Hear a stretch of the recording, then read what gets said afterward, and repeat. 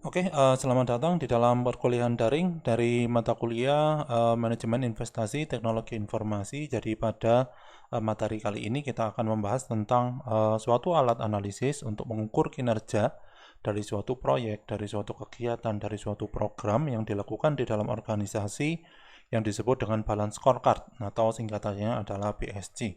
Seperti yang sebelumnya, di sini saya akan menggunakan presentasi dari Pak Lutfi yang menjelaskan tentang apa yang dimaksud dengan balance scorecard, historis dari balance scorecard sampai bagaimana contoh dari balance scorecard ketika diterapkan di dalam suatu organisasi, terutama di dalam beberapa dimensi atau perspektif dari balance scorecard itu sendiri, dari komponen yang harus dievaluasi untuk bisa mengukur kinerja di dalam balance scorecard. Selamat mengikuti. Semoga apa yang nanti kita diskusikan ini bisa bermanfaat.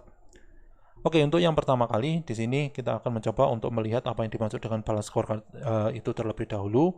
BSC atau balance scorecard itu merupakan suatu alat analisis yang tujuannya adalah untuk melakukan pengukuran kinerja strategik maupun operasional terhadap kegiatan yang dilakukan dari suatu organisasi.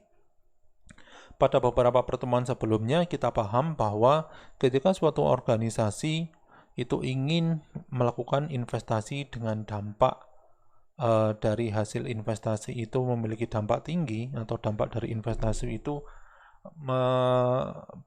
memiliki dampak tinggi ya, memiliki suatu dampak yang sangat tinggi, maka organisasi tersebut juga harus siap sedia ketika risiko itu terjadi. Artinya ketika organisasi ingin high return, maka dia juga harus menyiapkan langkah-langkah untuk menanggulangi risiko yang tinggi. Nah, biasanya suatu organisasi melihat timbal balik dari suatu hasil atau dari suatu investasi yang dilakukan itu dalam berupa atau dalam bentuk finansial atau ukuran finansial. Caranya mengukur finansial seperti apa? Mungkin sudah pernah kita bahas sebelumnya dengan menggunakan ROI, NPV, IRR, dan lain sebagainya. Itu merupakan ukuran finansial yang bisa melihat apakah potensi dari investasi TI itu akan mendatangkan kerugian atau keuntungan bagi organisasi. Namun di sini kita juga harus paham bahwa suatu investasi TI itu akan menghasilkan nilai yang tangible, ya, tangible dapat diukur, misalkan dengan ukuran finansial tadi maupun ukuran intangible. Banyak sekali proyek sistem informasi atau teknologi informasi yang ternyata tidak menghasilkan suatu nilai secara tangible atau revenue atau uang dalam bentuk uang ketika sudah diterapkan di dalam organisasi, tetapi memiliki nilai intangible yang sangat tinggi. Nah, ini yang kadang tidak dipahami oleh suatu perusahaan ya atau suatu organisasi. Sudah implementasi suatu sistem, ternyata sistem itu tidak memberikan suatu keuntungan finansial apapun, terus sistem itu diberhentikan. Tetapi ketika sudah diberhentikan, maka yang terjadi apa? Yang terjadi adalah tiap-tiap pegawai itu akan kesulitan di dalam mengerjakan pekerjaannya, bisa tambah lama, sehingga akan mengakibatkan proses yang tersendat-sendat. Nah, ini merupakan suatu keuntungan intangible yang bisa muncul. Nah, permasalahan ini dipahami oleh beberapa peneliti di Harvard, ya, sehingga menelurkan suatu konsep bahwa untuk bisa melakukan pengukuran kinerja, ya, terutama kinerja tentang program, proyek maupun project pada suatu organisasi, maka jangan sampai diukur cuma dari satu sisi saja, yaitu dari perspektif keuangan saja, tetapi juga diukur dari perspektif non-tangible yang lain atau nilai non-tangible yang lain. Nah, di sini tersetidaknya ada 4 ukuran di dalam balance scorecard.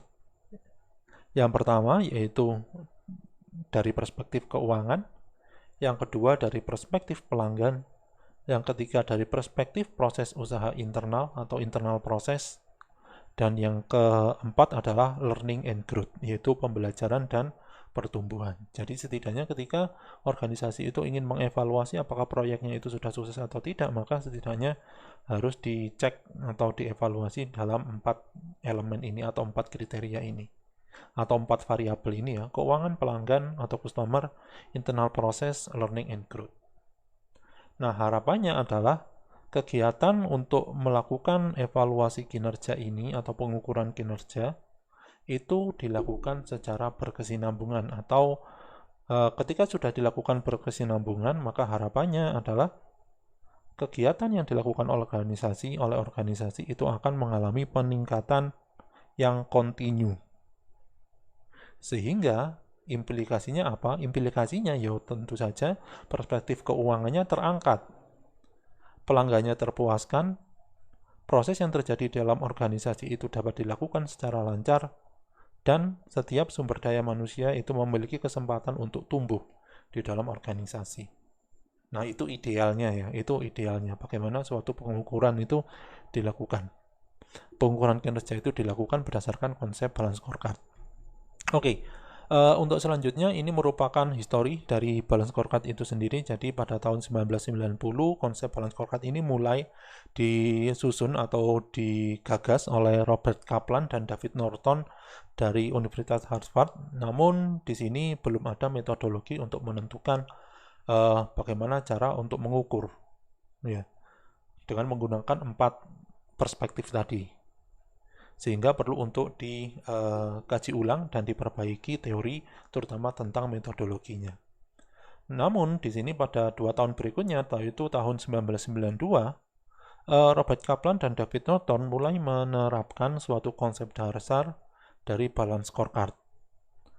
Ya, yang mana hasil dari penelitian atau penerapan balance scorecard itu ke dalam beberapa organisasi di Amerika Serikat itu disimpulkan best practice-nya ke dalam 7 buku dan beberapa artikel terkait dengan bagaimana menyusun suatu metodologi atau bagaimana menentukan metodologi untuk membuat pengukuran kinerja dengan balance scorecard. Nah, bagaimana dengan balance scorecard saat ini? Ternyata balance scorecard saat ini itu sudah berkembang jauh, ya. Jadi dari yang awal mulanya digunakan sebagai pengukuran kinerja yang sederhana untuk melihat kinerja selain non keuangan itu apakah memiliki dampak yang bagus atau tidak, atau memiliki kriteria bagus atau tidak. Di sini tujuannya itu menjadi penentu pencapaian strategi atau penyusunan sebagai alat bantu untuk menyusun rencana strategis dari sebuah organisasi. Jadi berubah tujuannya, tujuan penggunaan dari balance scorecard ini berubah. Konsep yang digunakan juga akan berubah. Di dalam penentuan di dalam penggunaan balance scorecard untuk menentukan rencana strategi di dalam suatu organisasi, maka dikenal apa yang disebut dengan strategic map. Nah, itu terkait dengan historis dari balance scorecard. Untuk tujuan dari BSC sendiri ada setidaknya 5 tujuan dari penerapan BSC di dalam suatu organisasi. Yang pertama adalah dengan adanya BSC, maka organisasi akan bisa mensejajarkan rencana TI dengan tujuan dan kebutuhan bisnis. Karena biasanya antara rancangan TI atau IT plan dan bisnis plan itu tidak saling sejajar. Ya. Artinya tidak ada urgensi di dalam menyusun IT plan, tetapi yang sangat dibutuhkan itu adalah menyusun bisnis plan. Harapannya dengan IT balance scorecard, terutama dari harapannya dengan menggunakan balance scorecard, terutama dengan penggunaan atau pembuatan atau penyusunan IT balance scorecard, harapannya adalah itu tadi. IT plan itu bisa sejajar dengan bisnis plan. Walaupun dalam kenyataannya bisnis plan itu ada terlebih dahulu baru akan menjadi acuan di dalam IT plan. Yang kedua adalah untuk menetapkan, atau balance scorecard digunakan untuk menetapkan tindakan yang tepat di dalam mengevaluasi keefektivitasan dari penerapan teknologi informasi, program-program yang ada di dalam organisasi, proyek, dan lain sebagainya. Yang ketiga itu adalah mensejajarkan usaha karyawan untuk mencapai tujuan teknologi informasi. Artinya kita bisa tahu berdasarkan dari KPI dari tiap-tiap karyawan, kira-kira andil dari tiap karyawan itu apa di dalam mencapai tujuan dari sebuah organisasi. Yang keempat adalah meningkatkan kinerja. Jadi ketika kita sudah mengetahui kira-kira targetnya apa, jadi target itu akan menjadi acuan dari tiap-tiap orang yang ada atau tiap-tiap staff yang ada di dalam organisasi, sehingga harapannya ketika sudah ada target maka orang itu akan mengalami peningkatan kinerja. Itu secara ideal ya. Sekali lagi kita ngomong secara ideal di sini. Yang kelima adalah mencapai hasil yang seimbang di seluruh kelompok pemangku kepentingan. Artinya tiap-tiap pemangku kepentingan pasti akan memiliki kepentingan yang berbeda-beda di dalam suatu organisasi. Oleh karena itu harapannya dengan adanya balance scorecard ini antara satu kepentingan atau pemangku kepentingan atau status stakeholder itu akan bisa berkomunikasi dengan stakeholder yang lain terkait dengan bagaimana melakukan evaluasi kinerja dari suatu organisasi. Nah, harapannya adalah 5 tujuan ini harus dilaksanakan secara seimbang ya, tidak salah satu lebih menonjol dari yang lain. Nah, kenapa sih kita menggunakan BSC? Setidaknya ada 4 alasan kenapa BSC itu digunakan di dalam suatu organisasi. Yang pertama itu adalah agar tenaga kerja atau staff itu bisa memahami tentang strategi dari organisasi itu sendiri dengan mudah. Tuh. Karena melalui penelitian atau berdasarkan penelitian 95% tenaga kerja biasa itu tidak memahami tentang strategi dari sebuah organisasi. Nah, sekarang pertanyaan adalah urgensinya apa? Kenapa kok staff itu harus tahu tentang strategi organisasi? Agar staff tersebut bisa memiliki kepemilikan terhadap suatu organisasi serta beradaptasi terhadap setiap perkembangan yang ada. Kalau misalkan dia itu sudah memahami tentang strategi suatu organisasi. Yang kedua adalah biasanya atau 90% atau mayoritas organisasi itu gagal menjalankan strategi mereka dengan sukses. Nah, harapannya dengan adanya BSC, organisasi itu akan bisa melihat pemetaan, terutama dengan menggunakan strategic map ya. Organisasi itu akan bisa melihat pemetaan bagaimana caranya atau bagaimana langkah-langkah yang harus mereka lakukan untuk bisa mencapai tujuan-tujuan berdasarkan perspektif 4 tadi. Mulai dari finansial, customer, internal proses, dan yang terakhir adalah learning and growth. Yang ketiga, 70% organisasi ini ternyata tidak memiliki atau tidak menghubungkan antara manajemen menengah dengan strategi. Harapannya adalah dengan adanya BSC, manajemen tingkat menengah yang mengawasi manajemen operasional itu akan mengetahui kira-kira tugas mereka itu apa sehingga bisa memberitahu bawahannya kira-kira apa yang harus dikerjakan oleh mereka. Ya. Jangan hanya bergantung kepada bawahan ya. Ketika mereka itu ingin mendapatkan laporan seperti itu. Oke, 60% organisasi tidak menghubungkan strategi. Ya. Tidak menghubungkan antara IT plan, IT master plan dengan IT strategic. Dengan strategic plan. Dengan adanya BSC dan IT BSC harapannya adalah antara dua hal ini bisa saling terkait. Oke, itu merupakan alasan kenapa sebuah organisasi perlu untuk menerapkan balance scorecard dan IT balance scorecard. Sekarang kita akan mencoba untuk melihat apa yang dimaksud dengan framework dari balance scorecard. Nah, framework dari balance scorecard ini akan bisa dijabarkan seperti ini. Jadi dari suatu statement strategik yang biasanya direpresentasikan ke dalam visi, misi, tujuan, dan sasaran, atau yang disebut dengan VMTS ya, visi, misi, tujuan, sasaran, VMTS. Dari VMTS tersebut selanjutnya akan menjadi acuan dari sebuah organisasi untuk menyusun suatu strategi. Harapannya agar setiap strategi yang ada itu bisa imbang ya ke setiap aspek di dalam balance scorecard, maka di sini ke setiap aspek yaitu aspek tangible maupun non-tangible, maka balance scorecard akan bisa digunakan sebagai alat analisis untuk menyusun strategi. Sehingga strategi yang ada itu bisa dikelompokkan ke dalam strategi yang ada di dalam strategi yang mengurusi hal-hal finansial, strategi untuk meningkatkan customer, misalkan strategi untuk memperlancar atau mempercepat bisnis proses atau memperbaiki proses bisnis yang ada di dalam organisasi, dan strategi untuk meningkatkan kapabilitas internal dari organisasi itu sendiri. Nah, kalau misalkan diilustrasikan, maka BSC Framework itu bentuknya seperti ini. Di tengah itu adalah vision dan strategi, yang artinya adalah vision itu merepresentasikan cita-cita yang diharapkan dari suatu organisasi, sedangkan strategi itu merupakan langkah-langkah yang harus dilakukan oleh organisasi dalam jangka menengah untuk bisa mencapai cita-citanya. Tuh. Visi, misi, tujuan, dan sasaran itu akan bisa diturunkan ke dalam strategi. Harapannya adalah strategi itu tidak hanya melulu tujuannya untuk memuaskan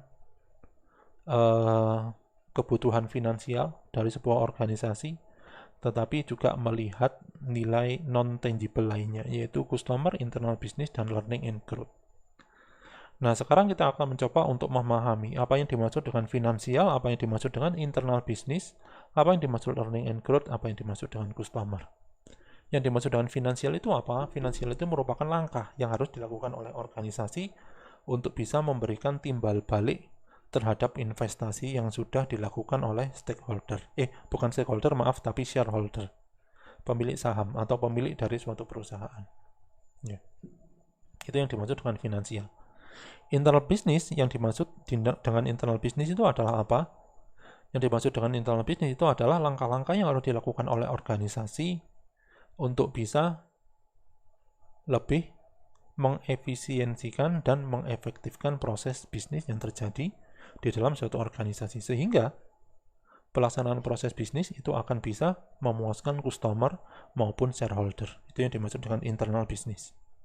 Kalau customer merupakan kegiatan yang tujuannya adalah untuk mencapai tujuan organisasi dengan melihat bagaimana suatu organisasi itu bisa tampil di depan customer-nya melalui penyampaian produk maupun penyampaian layanan.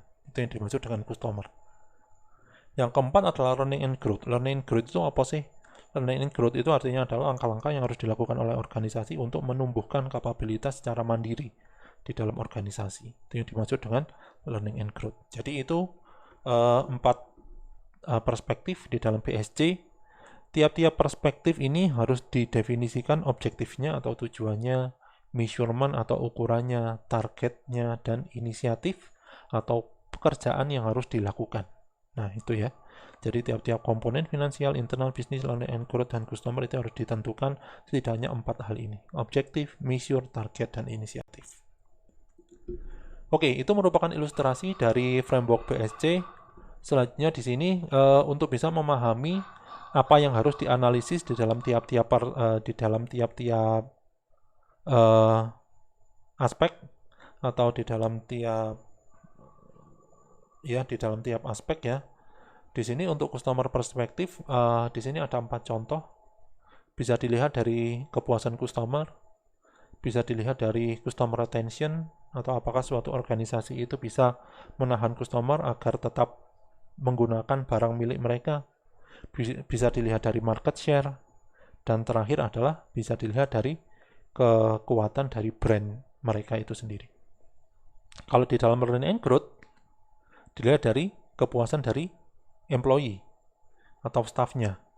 Employee turnover, seberapa sering employee itu atau staff itu pindah masuk ke organisasi atau keluar masuk organisasi. Yang ketiga adalah skill dari employee-nya atau staffnya dan edukasi dari staff. Finansial bisa dilihat dari revenue atau uang yang didapatkan setiap tahun.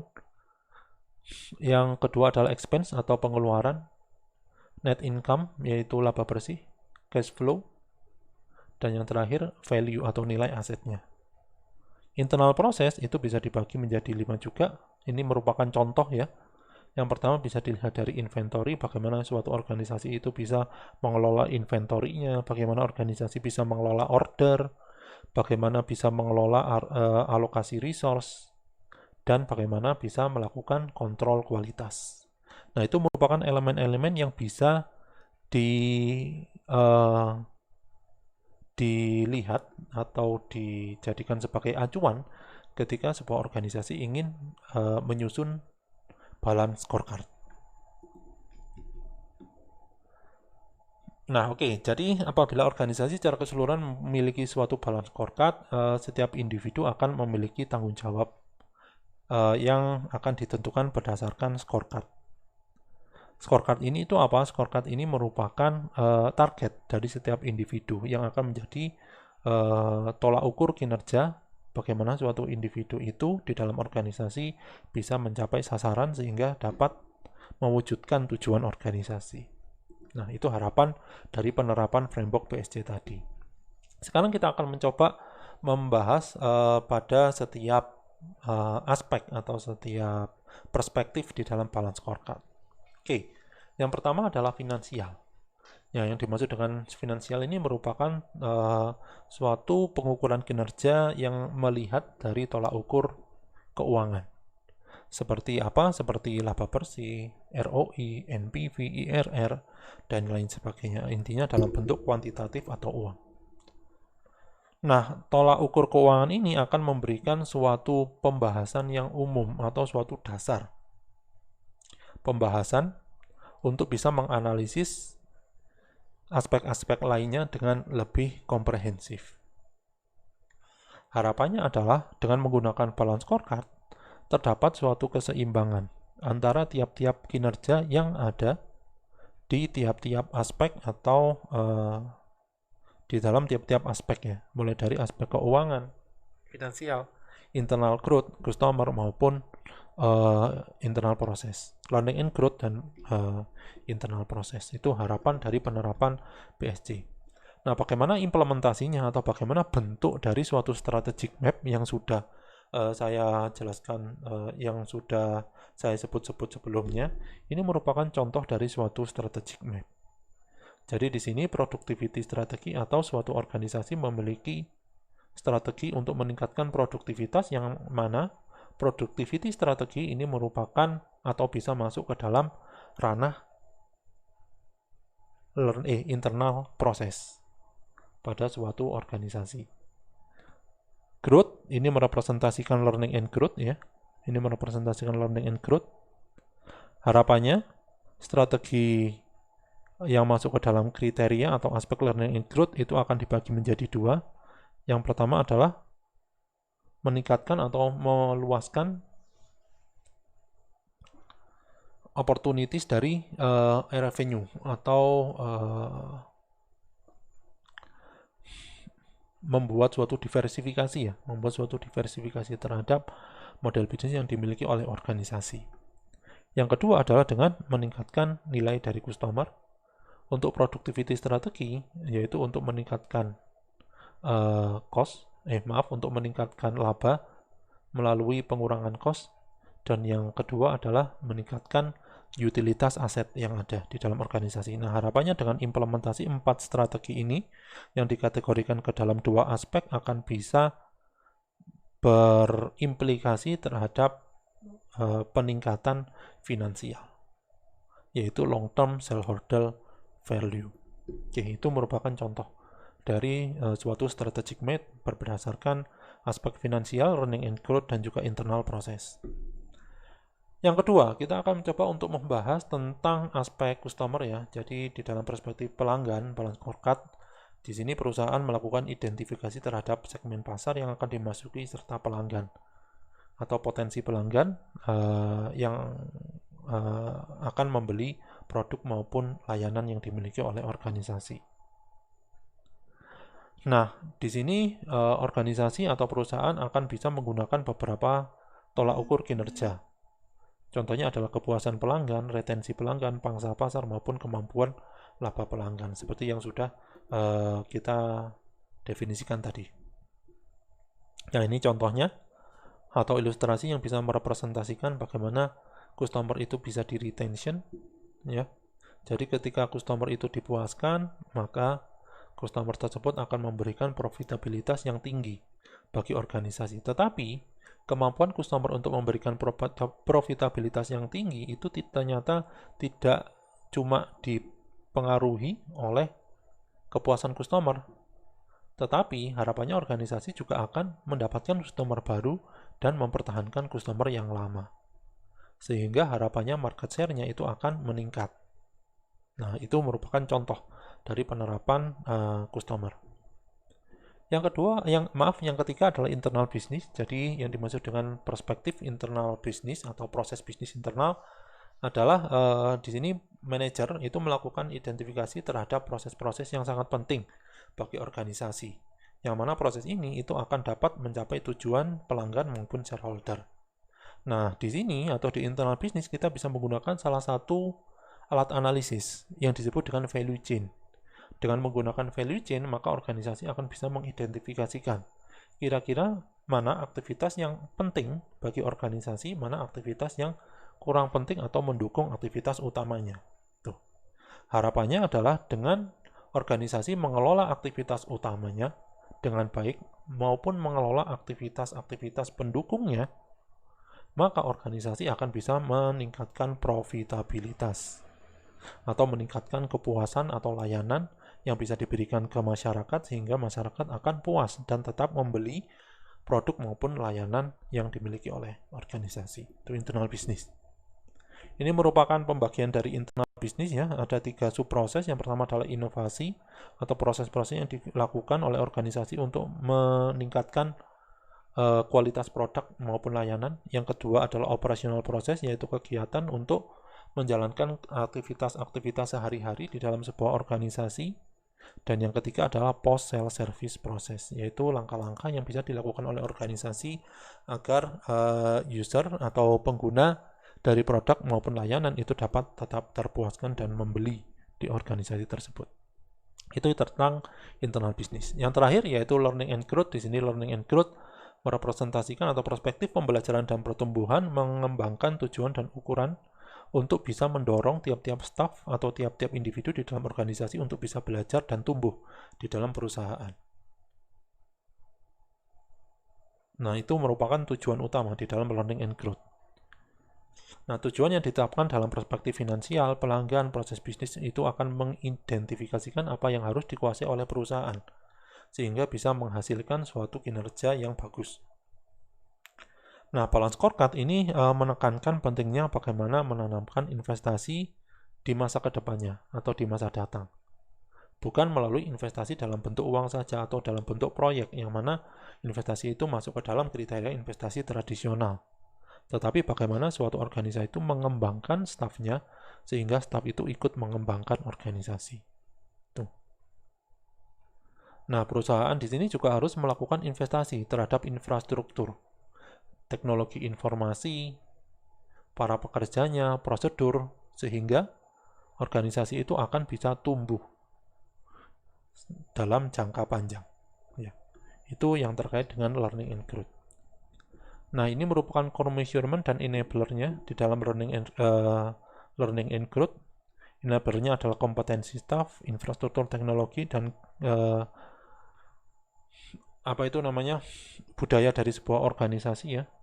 Harapannya dengan adanya ketiga ini yang dengan staff kompetensi yang tinggi, teknologi infrastrukturnya juga bagus, budaya organisasi juga bagus, akan meningkatkan kepuasan dari employee atau staffnya. Ketika employee terpuaskan, maka produktivitas akan meningkat, retensinya juga akan meningkat, sehingga akan menghasilkan suatu internal proses yang dijalankan sesuai dengan janji layanan. Nah, itu yang disebut dengan learning and growth. Oke, jadi itu terkait dengan balance scorecard atau pembahasan dari balance scorecard yang sudah kita diskusikan tadi. Semoga apa yang sudah kita bahas ini bisa bermanfaat. Jaga kesehatan kalian, jaga keluarga kalian, tetap semangat. Saya tutup. Assalamualaikum warahmatullahi wabarakatuh.